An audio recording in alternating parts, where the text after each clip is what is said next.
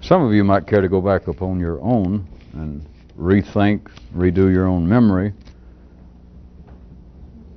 and even keep it in mind if I do it in the future, which I may, and that is to make some suggestion, some comment about the certain way you could look at things, and then I have oftentimes said, well, of course, from an ordinary view, that is insane.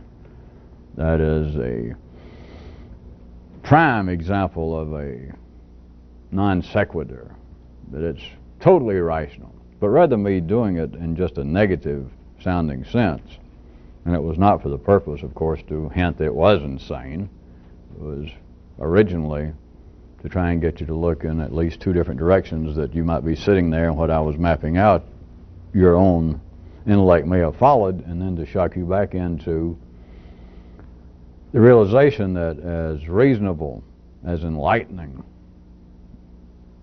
as pleasurable as it may have seemed at the time, from ordinary views, it was just insane.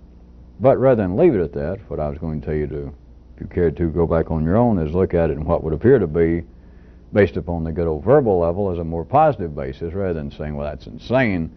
You could say that this is simply a possibility from a more complex view, or you could say that this would be an alternative in a more complex reality. But it's not simply insane, although that's a fair description. If we're talking about a hole this big you might look through, if you're looking through like this, then all of this is at the very least insane.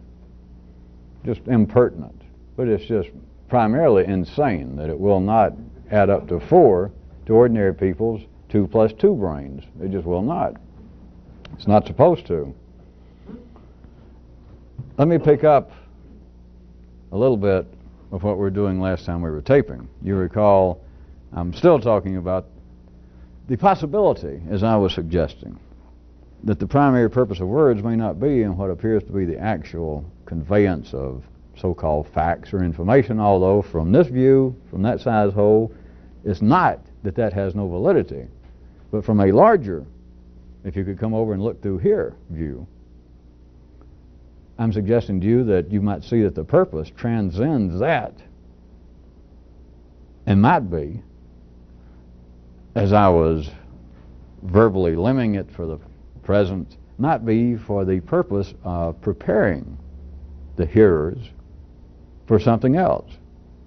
That what is apparently being said is not necessarily the primary purpose. It is not necessarily the end of it, even if the people hearing it going, yes, yes, all right, we got it, we got it. If the purpose is, as I'm suggesting, mere preparation, then there is no end to it. Which, of course, to some of you smartasses might explain why people seem to talk so much. Not just individually, but historically. We just can't shut ourselves up. It just goes on and on. But then again, think about if you were cold and talk was firewood. Back to the specific example, I was pointing out the possibility even in what appears to be education, that if we had an expert, we had someone being presented as giving an expert commentary, a lecture, and he, of course, had some credentials. But what if the expert, maybe he's got several degrees in sociology, how about a wide range, physics, and maybe he's giving a lecture on man in the 21st century. And maybe he's written several books on, as they call it, futuristic or futurism, that he's considered the kind of man who sits around and studies and ponders where things may be going. It could be that, or it could be the man is going to lecture on the relevance of 18th century British philosophy on modern Western man. Now, in that latter case, it might be, if he was appearing on a campus somewhere, it might be that even some of his peers, or his semi-peers, were almost forced to show up, that they may have to report back to the faculty. They may have to make some comment in their own classes. Some of them may use part of this in some of their postgraduate work. At any rate, here is a man under reasonable conditions that you would expect. On a well-known campus, he has credentials, he has written books, and it is the man he's purported to be. It's not a sham, and he shows up. But now you've got to be able to hear. This is not, what I'm saying is not simply rational. You've got to realize from a more complex view. If we were in a more complex reality, which we are, but if you could see it from that view, this could happen. But what I'm about to describe is not even simply rational, because it could happen. But you've got to be able to listen in the cracks. You've got to be able to listen not just in semitones, half steps. You've got to listen in the cracks between the keys. The man apparently knows what he's talking about, whatever the subject. But let me say that it could be that he does not know what he's talking about. And yet, the audience could be necessarily and properly impressed. That is, they would go away. Let us say that you knew nothing about 18th century British philosophy. And the man discusses some of the leading figures, and he refers to some of their arguments and some of their better known writings, and you've never even heard of it before. And so you would leave humming the theme song from the David Hume show or somebody. And let us say that you are just sort of enthused, and you're even thinking, well, I wish I'd made notes because I want to look up some of these people. I want to read that. That was just an exciting evening. I thought it was going to be bland and boring, etc. Let us say that many people left, or maybe some people left that knew something about it and went, I never trusted that man's intellect, and the older he's gotten, he has completely lost control. He has no idea. He has no idea of what the general thrust of 18th century thinking, particularly in so-called British schools, he has no idea of what impact it is now having. In other words, people leave that had some interest and maybe think, what a buffoon, the man is becoming senile. Let us say that in general, whatever life had in mind for this one little thing of this man appearing, this expert that has been educated and can talk as though he knows what he's talking about, and there's no way I can prove this because I'm almost, if you were listening with just a regular sequential mind, I'm almost belying what I'm trying to set up. That I'm saying he sounds like he knows what he's talking about, he should know what he's talking about, but listen to me. Let's assume that he does not know what he's talking about. Whatever that means. If you don't like, if it strains your brain, which would be not unexpected, to think that he's an expert and he's talking on 18th century philosophy and he knows nothing about it. But how about he's talking on predictions of the future? Not from some occult basis, but on the basis that he's an intellectual, well-read, learned man who specializes in trying to plot, trying to consider what's been going on and where we may be going technologically, medically, intellectually. But let us say, which is a fair statement if this makes it easier, that no ordinary person can predict crap. See, I didn't say what you, for you people on cable. That no one can predict. It may have been entertaining, and et cetera, et cetera, et cetera, but there would be people perhaps leaving in the same way that part of the audience would leave going, I never thought that that sort of thing might happen. And they wish they had taken notes, or maybe they did, and they're taking what the man said, at least some parts of it, as being the Word of God. That they weren't just projections from some man, that they took it as this was a serious conveyance from the podium, from that guy, to me, of real information, stuff I can use. I may be able to make money off this, or I can better prepare my life in the upcoming decade. And some other people might be leaving that was his contemporaries, or perhaps interest in the same fields, and leave and think, Jesus, boy, is he going back to taking LSD or what? The audience could leave with life getting what it wanted. And let's just say what it wanted was energy continued to be churned up, spread about. So again, listen, no way to prove this, and it's not even irrational, it's just like a free radical. It's just like particles that you've got to attach somewhere, and with ordinary thought there's nowhere to attach. It just, so you're going to have to listen. Let's assume the man is the world's leading expert, one of them, on something. 18th century British philosophy, or on futurism. He's the expert. But what if he does not know what he's talking about? But the education all he's gone through, that he has spent not only, let's say, a dozen at least years literally in school, but then God knows how much of his other life sitting around reading, writing. But let us say that all of that has no bearing on what he was talking about, to wit, he does not know what he's talking about and what it did for him, the education. All of the so-called thinking and writing he did one thing, made him talk like he knew what he was talking about. Now, the part that's beyond being irrational. If that be true, what possible difference can it make that if, what I'm suggesting, he does not know what he's talking about, what difference does it make?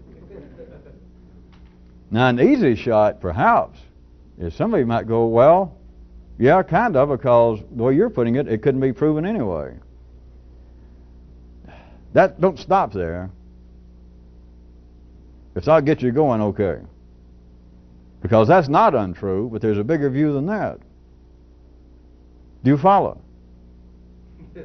I'll do it. Let me see if I can do it a little more simply. This is not insane, not irrational. It could happen, except this is so free-floating. When your brain hears it, your brain can't even say, well, that couldn't happen. You just hear it and it just kind of floats through. It doesn't want to attach to any neurons anywhere. Not to whether it could happen or it couldn't happen. It just kind of goes, so here it goes again. You just got to take it the way I'm putting it to you. He is an expert, a known, recognized expert, educational credentials.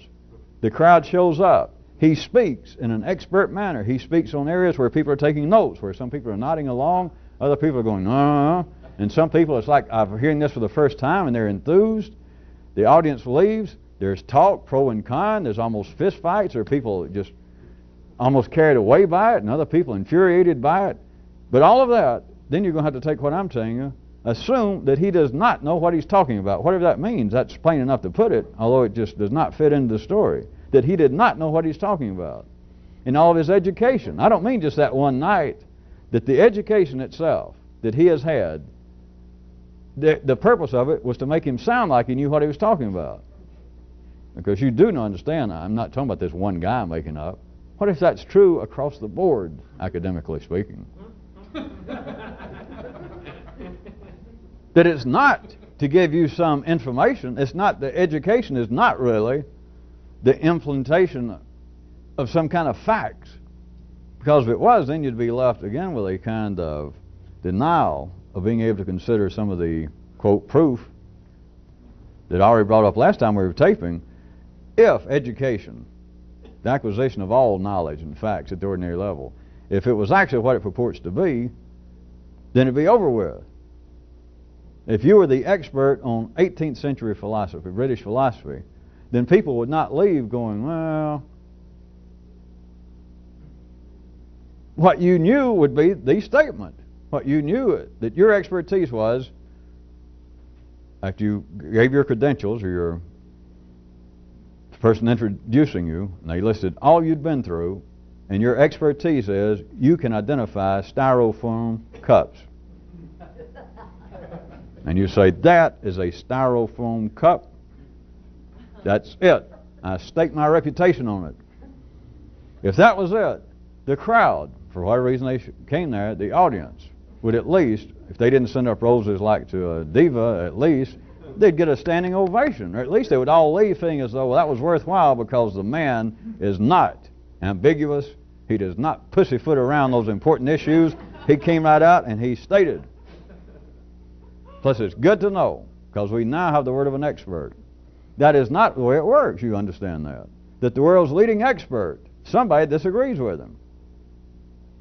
Why? My suggestion, why I'm trying to get you to expand the way you're looking, is because of the possibility that words, including education, the conveyance of specific academic education, knowledge, facts, info, data, that the primary purpose may not be as it appears to be.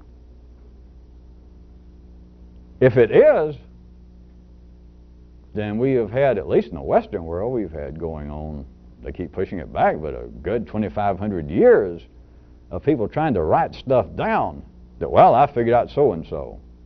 And none of it has survived. I mean, the writing survived, but none of it has proven to be conclusive. Just the least little thing.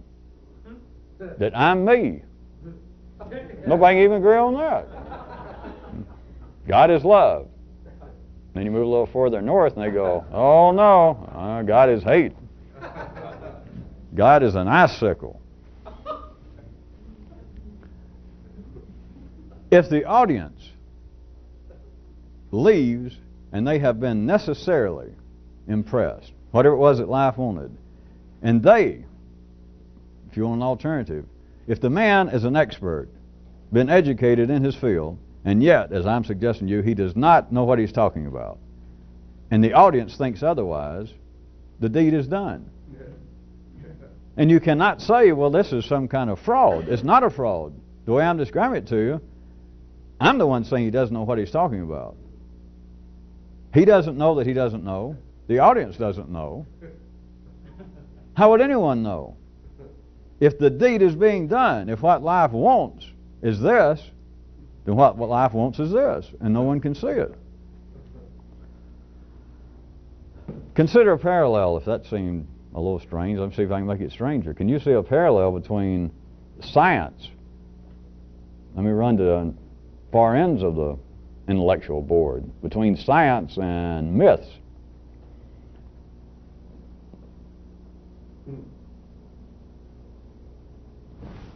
Which would seem to be some kind of hard information as opposed to some sort of soft information. Can you see that, well, let's take science. Let's take something different for a change. All of the disciplines in science, can you see that none of those are things? All of the disciplines in science are the same thing. Chemistry, physics, math. All they are different languages.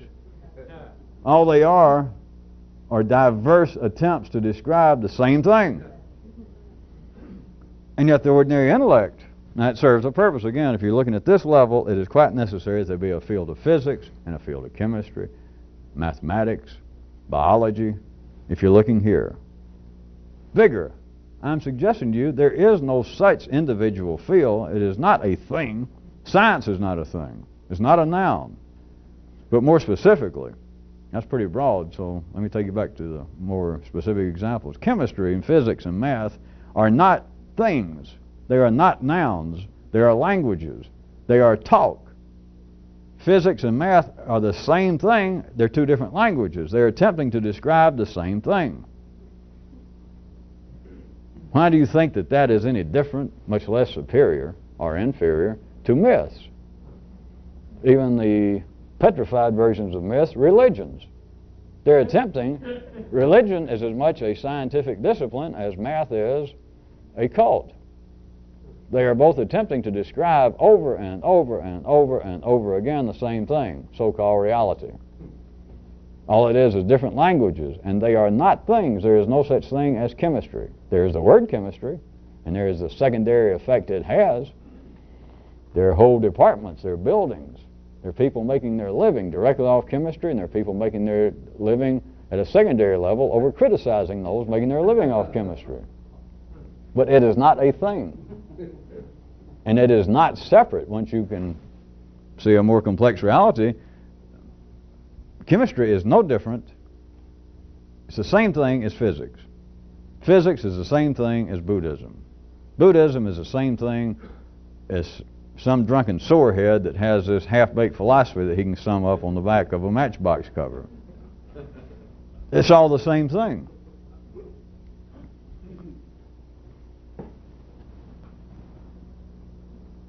But if you notice, new languages continue to arise all across the board. That is, continuation forever of new, let's call them cults, new attempted religions, new little bands of, nowadays called New Age activities and philosophies. That is one version of it, one way to describe it. Another way to describe it are continuing scientific theories, new ones. All of these are the constant arrival, a non-stop flow of new languages. Some of them survive, some do not. But notice there's no end to it. science in general, those of a more philosophical bent, the way they're wired up to be either scientists or writers about science, they might say that that is one of the benchmarks of the scientific method. The scientific mind is that you're always open and all theories are open to be surpassed by a new theory. And that, from that same kind of view, those people are wired up in life to almost take an out-of-hand condemnation of philosophy, much less religion as well. These people say they got all the answers. Right now we're going through yet another bout in this part of the world, as all of you know, between whether they should be teaching, as they call it, Darwinistic evolution or scientific creationism. You know, like there's a difference. Well, to them there is. I mean, it seems just obvious that there is a difference. And there's no difference. It's the same thing. They are attempting to describe the same thing. Neither one of them can do it. And they're speaking two different languages. But have you already forgotten that if I had given my specific version of a new creation myth, I suggest that one part of it would have been that that creation would have come about through the delivery of triplets, and that none of them ever had any knowledge of their siblings.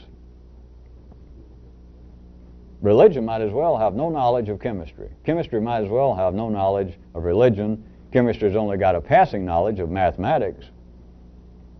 It'll use it, but it's not the best language for those involved, because if it was the best language, they would drop out of physics and they go into math.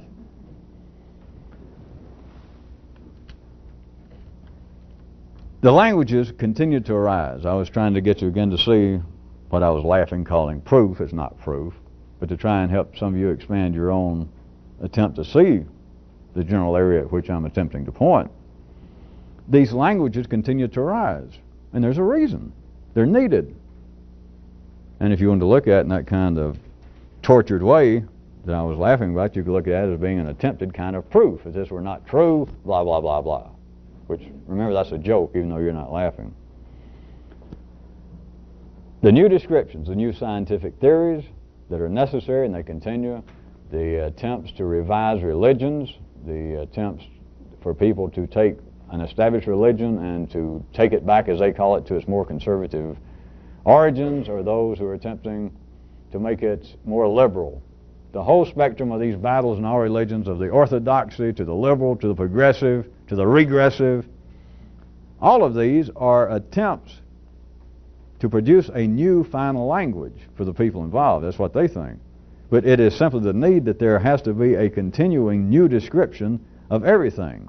And everything, of course, is the same thing. That is, reality at this level. And that's what they're all trying to do. Over and over again, the same area. But the way life has sent out these three families, these three mafia families trying to run everything the best way, are these three automobile manufacturers fighting it out so that the final product is the best possible, that it is a more manifold reflection of what humanity has been wanting to call the survival of the fittest. But this is true in specific areas. If you can begin to see it, that by the three dimensions of our existence, by the three basic forces that are necessary to produce anything here, to sustain anything here, it is literally as though height is fighting breadth and depth for its life, because it has one paradigm already implanted in its genetic code, and it is at variance with the other two dimensions. And each dimension is not only fighting to establish as it has to. It's not a matter of philosophical intent or them deciding to. They're driven to do it the same way a dog has to bark to protect territory. They not only are driven irreversibly, unchangeably, to pursue the execution of their plan, their genetic plan, but simultaneously to try and fight off, to ward off, if not defeat, all competing plans. And you've got always at least two major competing plans, although they only see one, but you've got two major competing plans, and so they're trying to establish and build their best car, but at the same time, you understand, the other two, if we're talking about General Motors and Ford and Dodge, is trying to use up, will be using up some of the same raw materials, some of the same sub-suppliers. So you can't just try and execute and build your best car according to the genetic plan in you. You have no choice. You have to simultaneously, and it rises and falls as far as the intensity, that you have to fight off the competition because they're after the same materials, they're after the same market. And it's not a choice of, well, I'll just go my own way and I'll do what I have to do. You will do that, but part of what you have to do if you're ordinary is to fight off the competition. That's why you got competition. Why else would you have competition? Of course, ordinary people, if they were faced with that, can only say, well, it's the work of the devil or acid indigestion or, I don't know, dumb people, just dumb people. And it's not. It has to be that way. It produces the best result.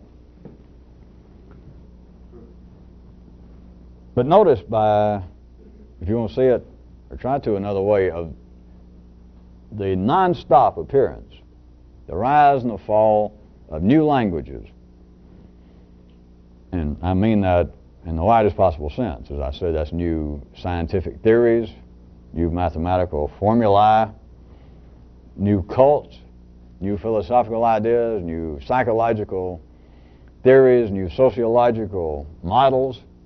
Everything that seems to be new information, even if it seems to be soft information, that is, new theories, new ideas, new proposals, new criticisms. This is the attempt, non-stop, every day. It is the attempt for a new language to arise. That is, a new description. And they think it's a new description of something new. That, well, the theory here in physics fits these kind of activities, but now we have larger smashers, we can now see we are coming up now with new particles that we can't even name, or the particles are now acting in a very peculiar way, and so now we're going to have to come up with a new theory for this new info. Now, I know that's the way it seems when you're looking like this. When you look like this, it's just describing. It's the attempt to describe the same thing over and over and over and over again. That is reality. And it's just, well, we just discovered a new piece. Tell me about it. But insofar as the description in some way per se is necessary because of the new reality, it's not so. They're still attempting to describe the same thing. All right? The new information, the words, the new theory. It's not the words, it's the same thing. The primary purpose, you've got to consider my suggestion again, the primary purpose is to prepare men for something else. It's like the new theory, though, seems to be, not only a new theory, but the only reason it is a new theory is to cover this new information, this new activity that we discovered. No. That's true enough there, but when you get here, it's not true. It's still true down there if you just want to look there. Put it to you another way. All information is designed to be inconclusive. That should be obvious. I mean, you can pound on a podium, you can wave your doctoral degrees, you can wave the fly sheets from your latest book and the criticisms and say, I know what I'm talking about. This is a Styrofoam cup. It's inconclusive. It is open-ended. Do you follow it? As long as you make any statement, it's inconclusive. Because as long as you make any statement that, all right, I'm going to get down to the narrow basis of it, I'm the expert on this, I am not going to brook any sort of argument, I'm not going to take questions from you dummies. This is a Styrofoam cup, that's the end of the lecture, thank you.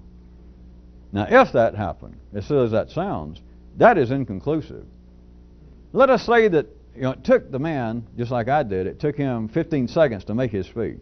But let us say that they spent 30 minutes beforehand simply enumerating all of his credentials, all of his books, everywhere he's appeared. So we've got all that. And he comes out and he says, my speech is this. That is a Styrofoam cup. You got that from me. Thank you, that's all. Good night. Now, if it happened that way, you do understand. People that showed up, and let's say the whole audience had heard of him before, heard of his book, you do understand Unless this was going to be like just a bad piece of indigestion in life's body. That just happened and nobody really remembered it happened. It's like a bad LSD flashback on somebody. If it wasn't that, which general life does not set up something as complicated as I just did for it to just absolutely disappear right then. Unless life just wanted to like put the germ in Rod Serling's head if he was still alive for some kind of Twilight Zone story. So if it happened as I said, and the guy said, that is a Styrofoam cup, after the 30 minutes worth of enumerating his credentials, you do know, he bowed and said, no questions, there's nothing else to say, that's it. At least you people know one thing for certain in life because you got it from me. That's it. Thank you, and he leaves. You do know. There'd be some people in the audience that perhaps hadn't even thought about it before they got there. Would go, huh.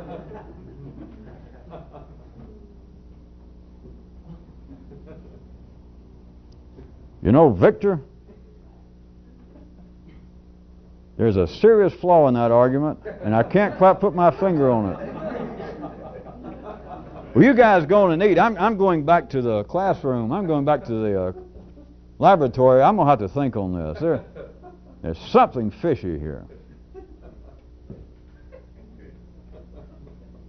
The language of man is constructed to be inconclusive. It is constructed to be, you should be able to see it, to be open-ended. And yet, simultaneously, life has wired man up in such a way that he continually finds this to be a egregious area of irritation that people believe, all the way from philosophers to just some semi-illiterate drunk bricklayer at a bar, that by God, how come somebody doesn't know what the hell's going on? Philosophers may get into what appears to be rather arcane arguments about different schools of philosophy or some particular question, but down to the level non-academically of some ordinary person in a bar, and the president comes on and he says, well, I'll admit, in response to your question, I'll admit that the construction is down this quarter in the whole country about 10%, and this guy's standing there, he's a bricklayer out of work.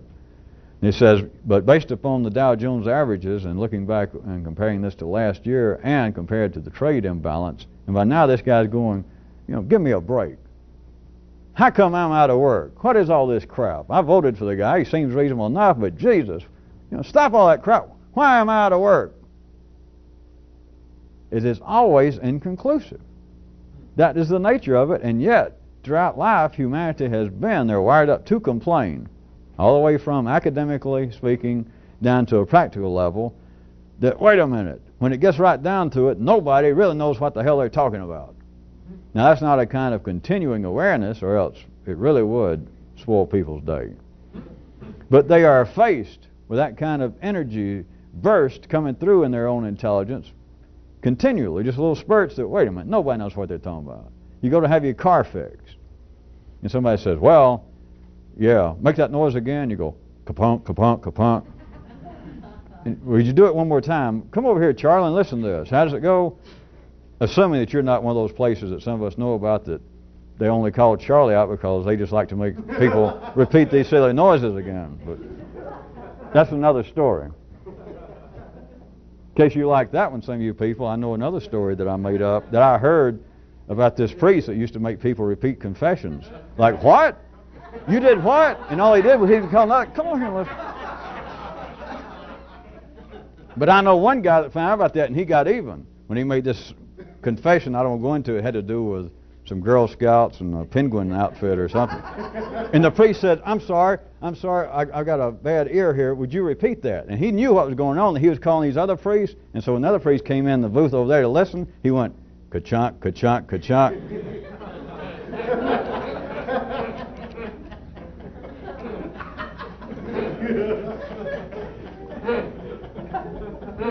I kind of liked it.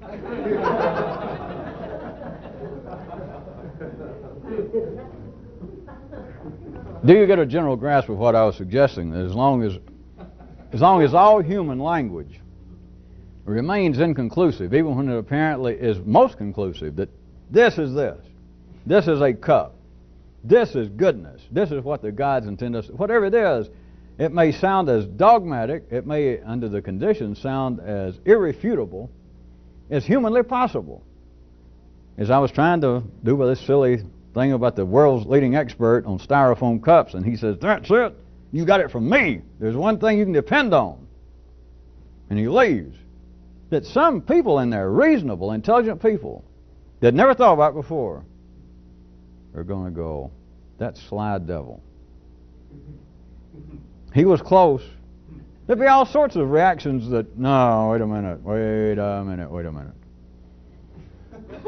It being so, I'm suggesting to you, keeps the way open for a non-ending flow of newer descriptions, of newer languages. Somebody is going to come along with a different description instead of, "This is a styrofoam cup."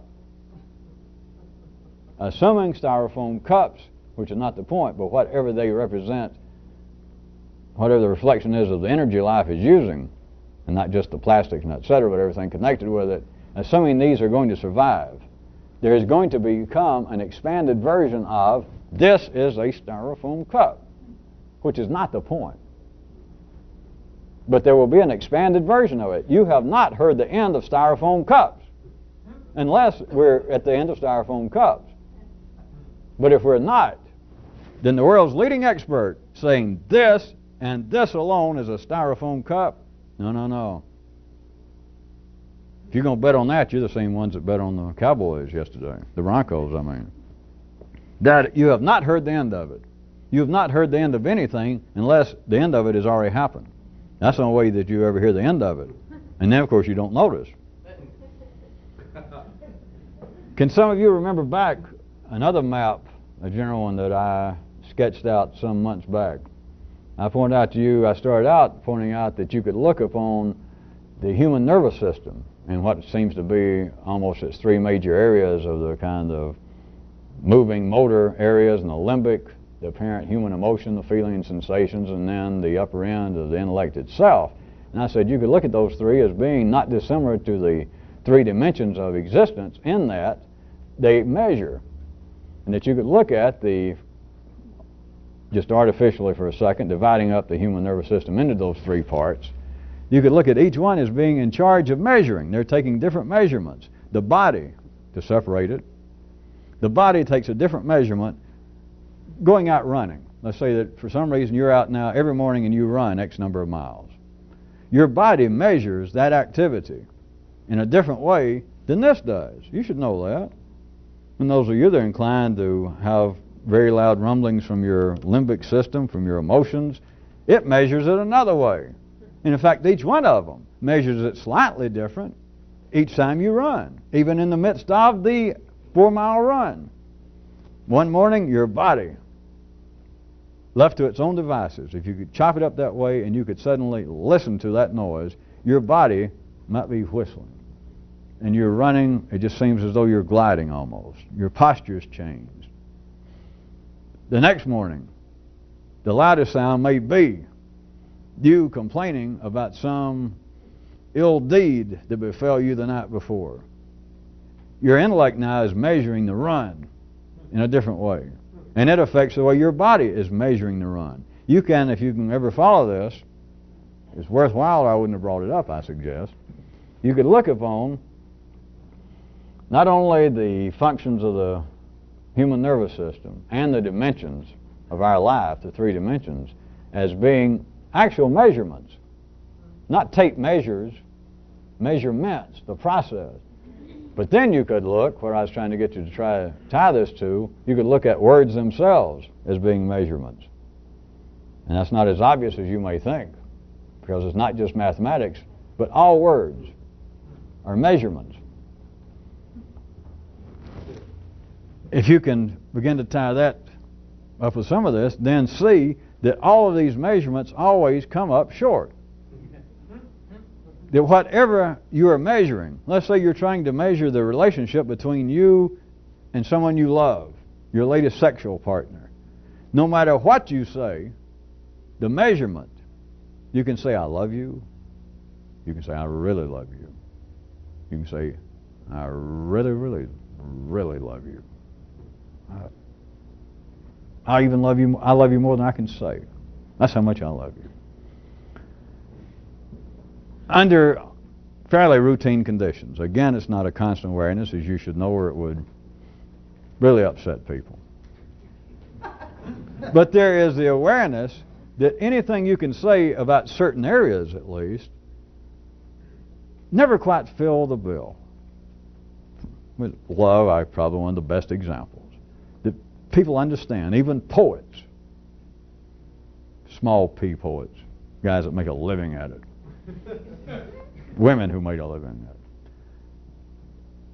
They and ordinary people know well, something's wrong. There's some things that you just can't put in words. I suggest that there's everything you can't put in words. All you can put in words, but if you're expecting to, by me putting these in words, even though they're my words, these are the words I learned at Harvard.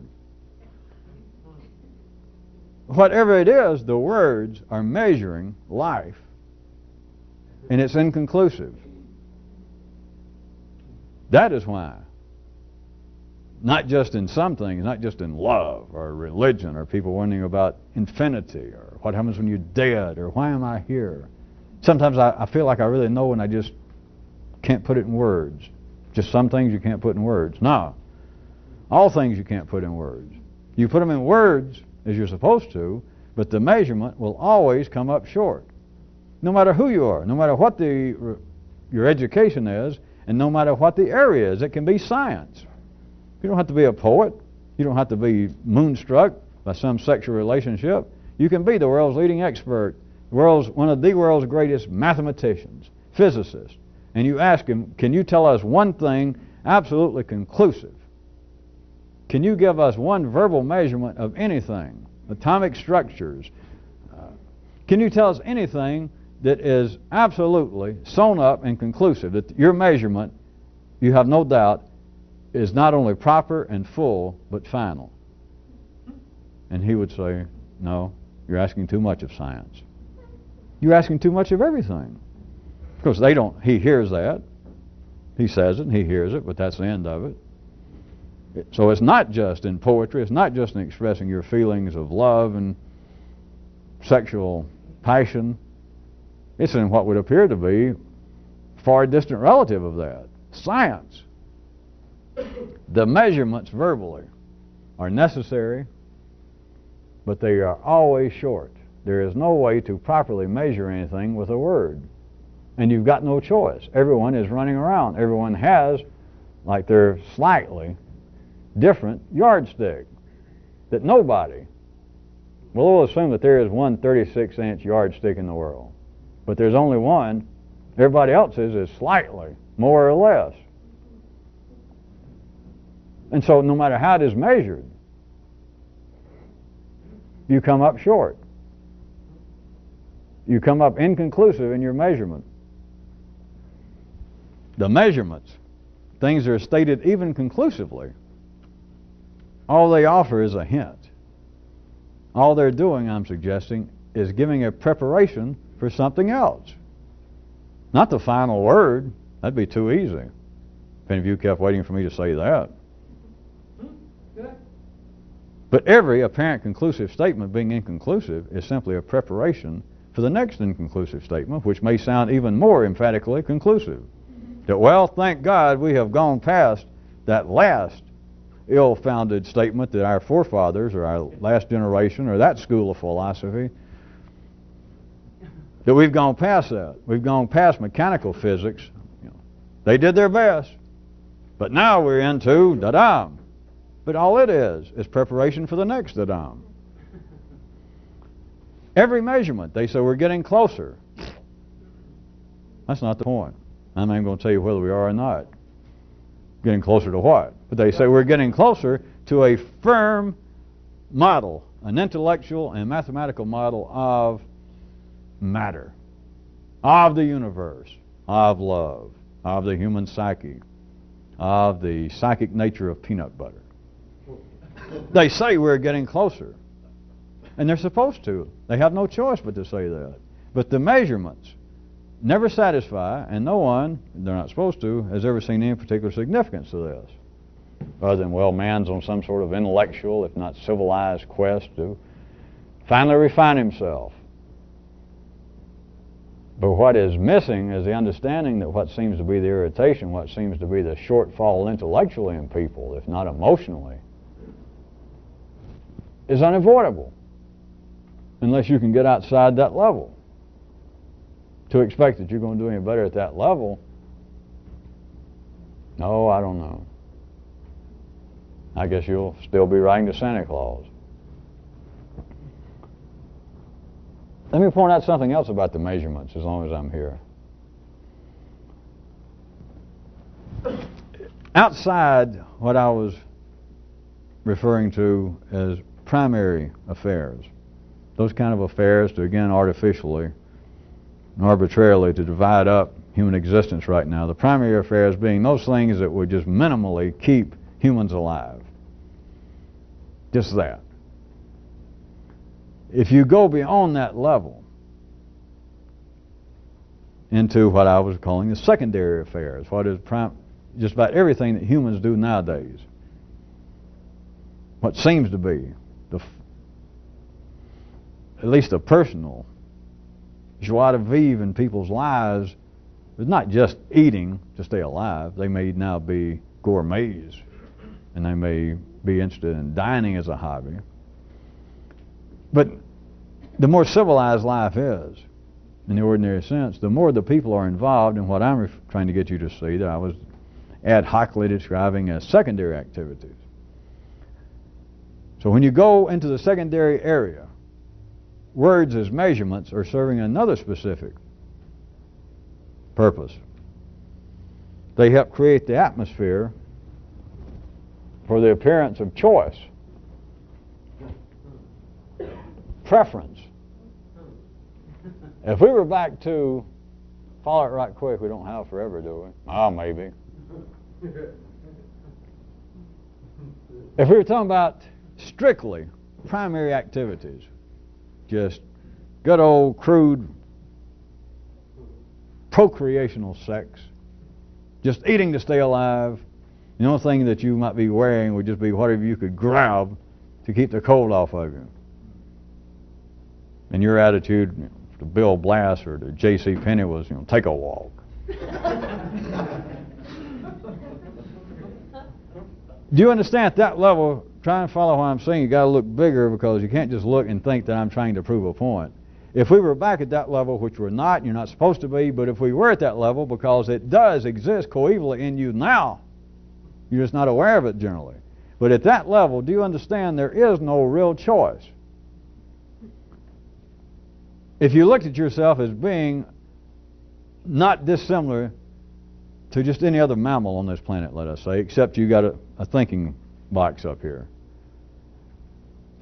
Animals do not have a preference in what they eat.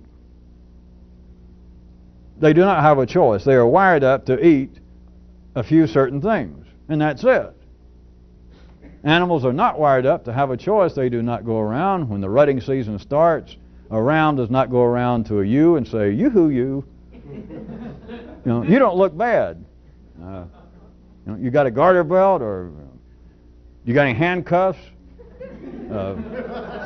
Are you Jewish?" A ram is wired up that if this is his kind of ewe, which I don't know how hard they have to look, that's it. You understand? There is no preference. A ram does not go off. A ewe does not go off in some way think about, are there any dentists or doctors in your family? Or what kind of car you got? You understand? At that level,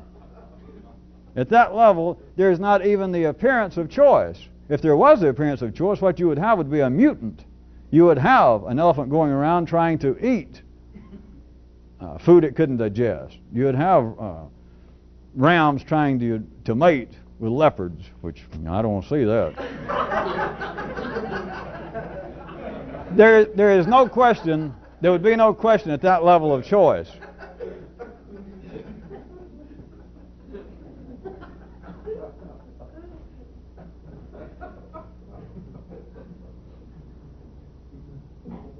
You're thinking most people who are talking, that bringing up examples helps move the flow of... Maybe I need to take some example lessons.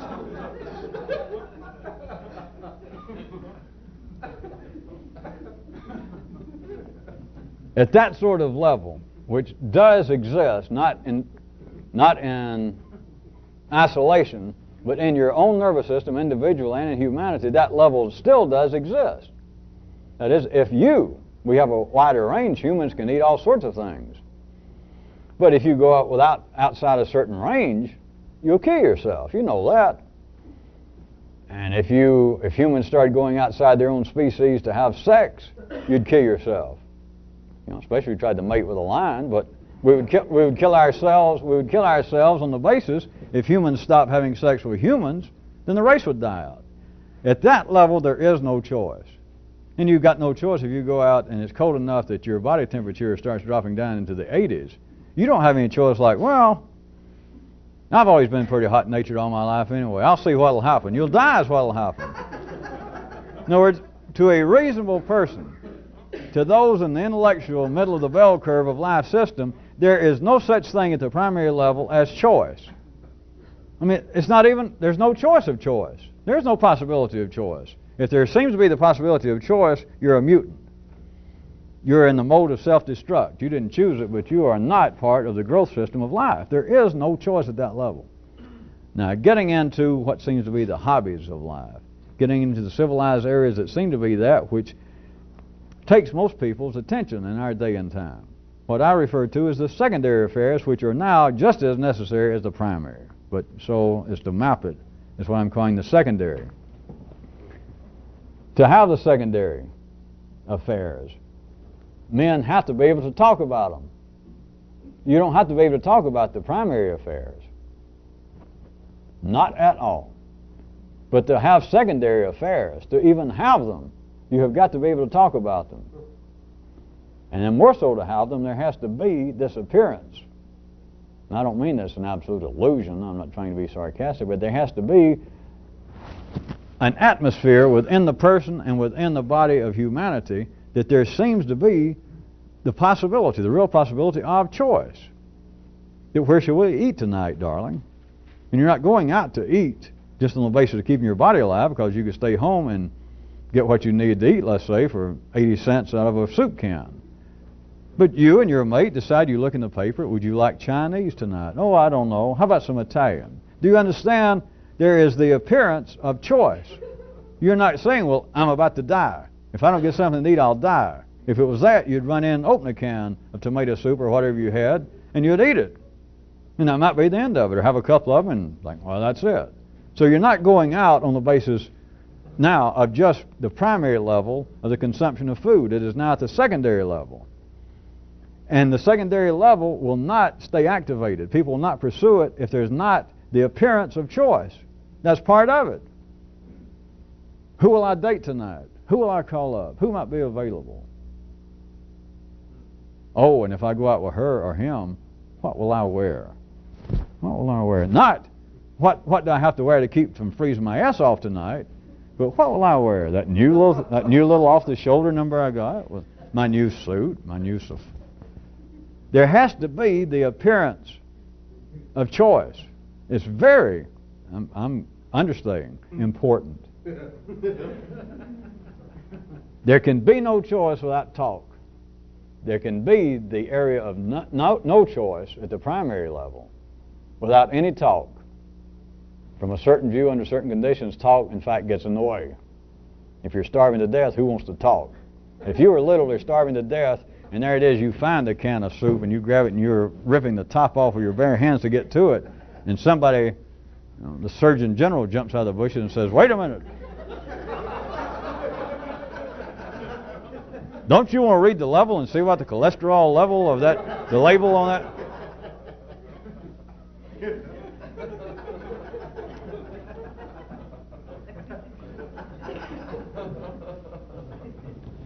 Not only is talk not necessary, literally, if you can see it, which evidently most of you can from that fairly straightforward example, it can literally get in the way.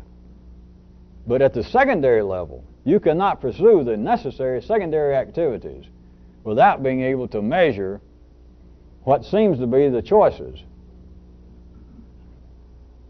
Yeah, I like Chinese. I guess we could eat Chinese tonight, but which one do you have in mind? Well, Betty next door said they went to such and such place. Oh, no. I heard some people talking at the office about that place. Now, it's going on in real life that you're apparently talking about information, facts you heard. It was three. They said it was three of the couples went there the other night. Two of them got deathly sick. Plus, they said it was overpriced by a degree of 2. They are measuring the possibilities. And it doesn't matter whether there's any validity to this any more than the expert knows what he's talking about. She says, well, Betty, though, she says that they just had a splendid time. Who knows what Betty knows? Maybe he's never even met Betty. And he says, no, wait. No. I'm telling you 3 people. Well, in fact, you know Hubert. I mean, the man's a gourmet. You know Hubert at the office.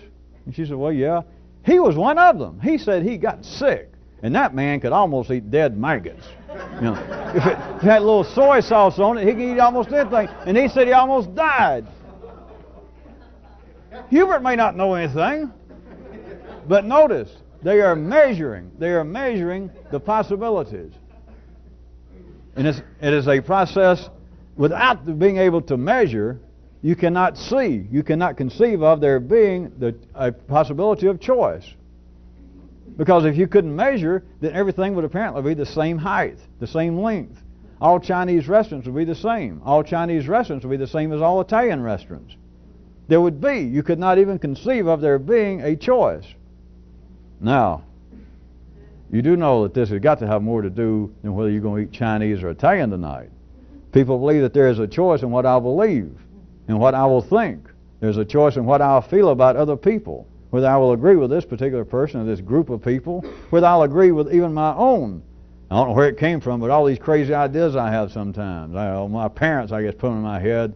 But do I agree to these feelings? Do I agree to this kind of thing I'm thinking about? Well, I don't know. Right there, you have made the measurement. As long as you can measure, there seems to be a choice. And contrarily, withal, if there would not be the appearance of choice, you couldn't think about it. You couldn't talk about it. One does not cause the other. One is not the track and the other the train.